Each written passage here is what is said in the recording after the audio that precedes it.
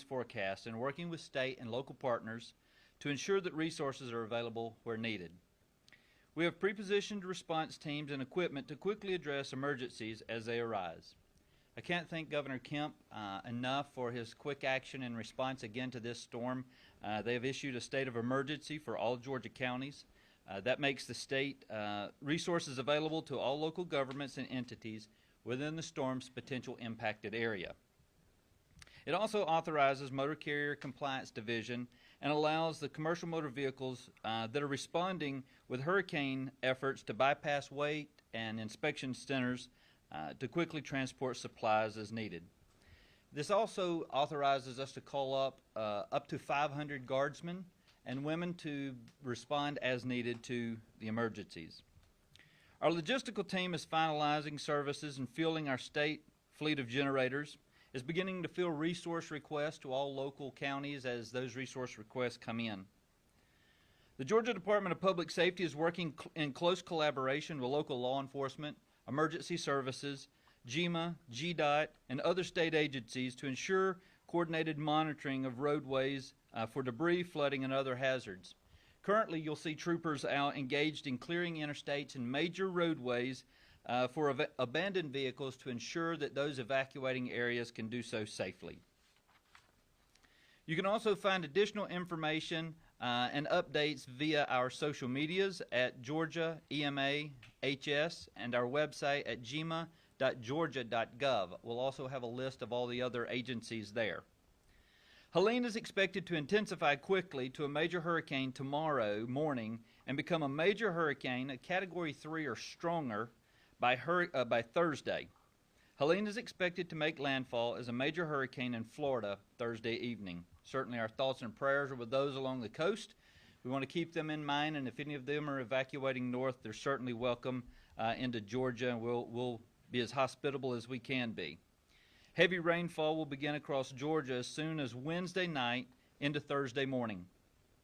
Heavier rain will start to overspread the state throughout the day and on Thursday. The heaviest impacts for us will be in southern Georgia, and we expect those to enter the state early with heavy rain and strong wind. This storm is very different than we just had with Hurricane Debbie. If you remember just recently, Hurricane Debbie was a very slow, heavy rain event. This is going to be a fast-moving wind event with rain, and so we anticipate a very different response. We'll see a lot of impacts a lot further north. The main impacts across north and central Georgia are expected to be as early as Friday morning and leave that area Friday afternoon. There are significant impacts across Georgia. We're looking at hurricane force winds within a 50-mile radius of I-75 south of Macon, and then tropical storm force winds possibly statewide. If you remember back in the early 90s, a hurricane Opal, we had those significant wind events all the way up into the North Georgia mountains. This is another opportunity to experience that. We fully anticipate widespread power outages from a significant number of downed trees and power lines all throughout the state. Rainfall totals are expected to be 4 to 8 inches statewide, with higher totals possible in the North Georgia mountains, leading to the threat of flash flooding.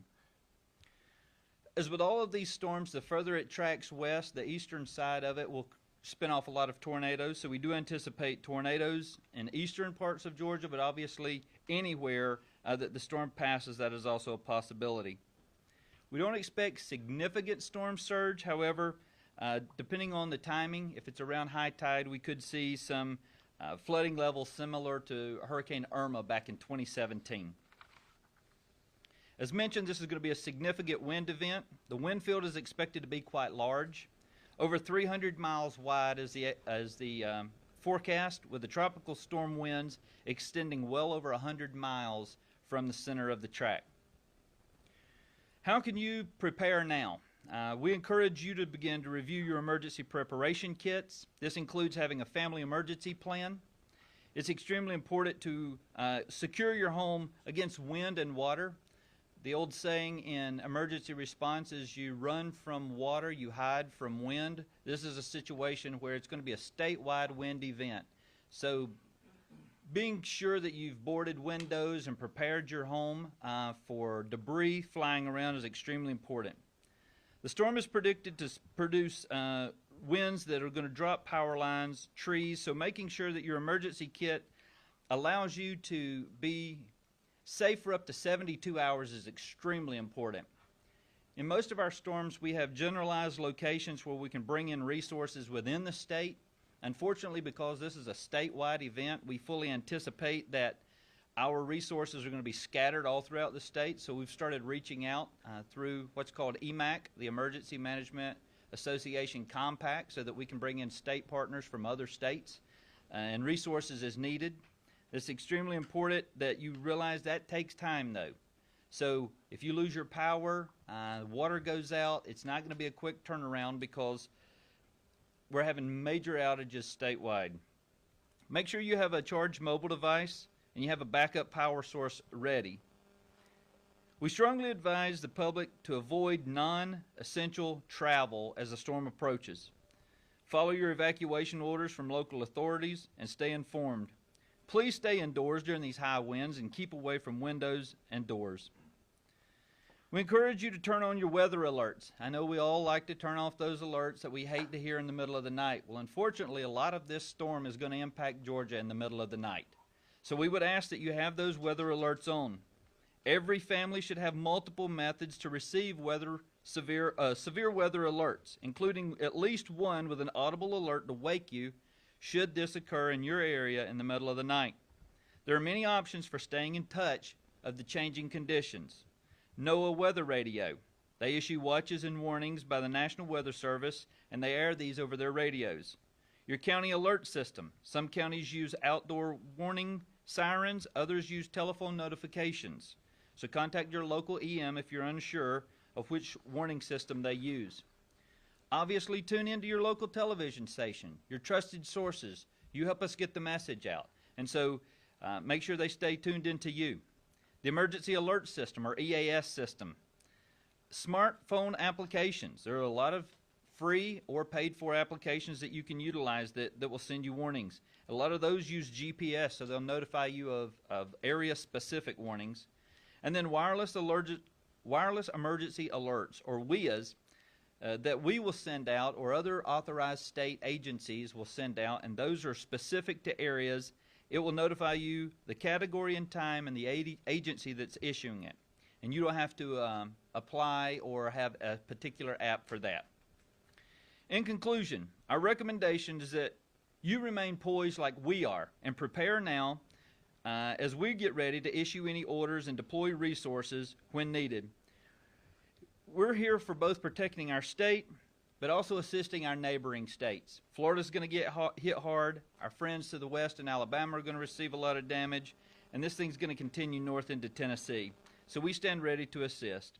Please continue to closely monitor developments from the National Hurricane Center and forecast updates from your local National Weather Service and reliable media outlets. And for more details, again, you can visit our website. And with that, I'll open it up for any questions.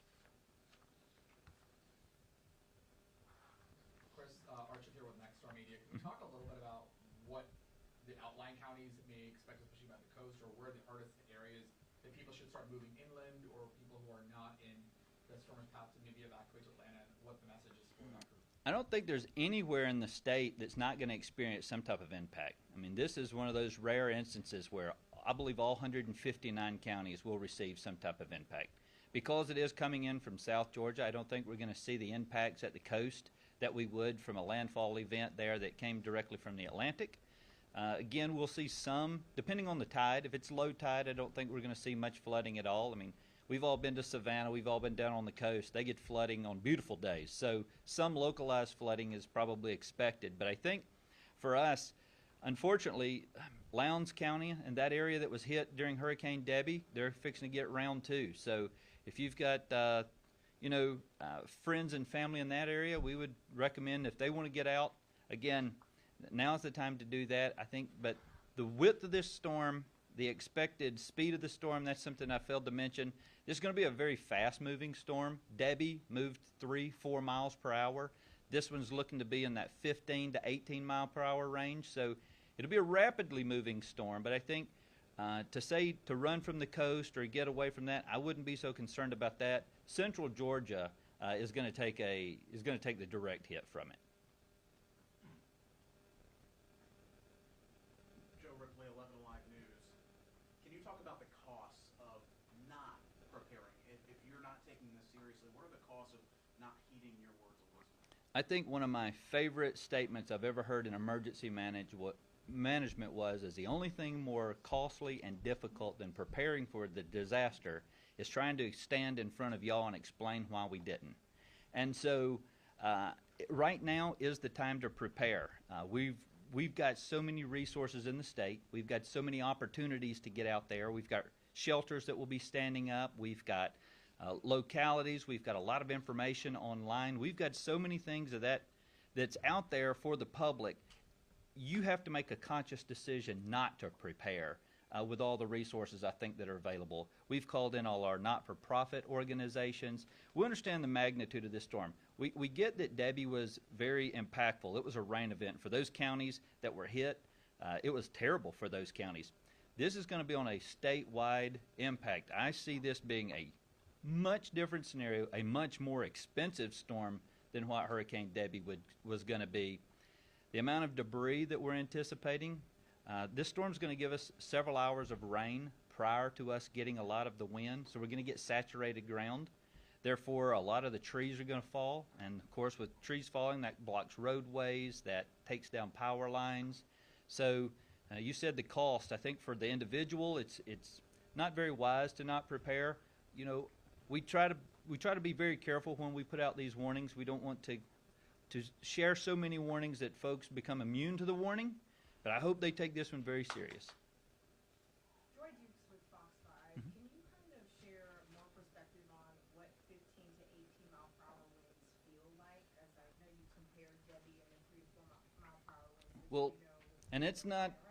Yeah, so that the 3 mile per hour was the forward movement of the storm. So this storm, if you think about walking, me and you can walk at 3 to 5 miles per hour very comfortably. And so however long it would take you to walk across your county, that's how long it took for Hurricane Debbie to walk across your county. This storm's moving at 18 miles an hour. On a good day, I'm not sure I can run 18 miles an hour. And so that's going to move the storm much quicker through an area. Now, the winds are hurricane-level winds, so we're talking 110 miles an hour minimum to have that Category 1 status. And so as those winds are moving, the storm's going to get to you quicker because of that forward progression, but it's also spinning at a Category 1 speed. And so because of that forward progression, it's going to take those Category 1 winds much further into the state. So we lost Category status at maybe Lowndes, Brooks area during Hurricane Debbie. We're anticipating seeing Category 1 winds possibly as high as Macon because it's going to be moving further faster. Abby Soares with Atlanta News First.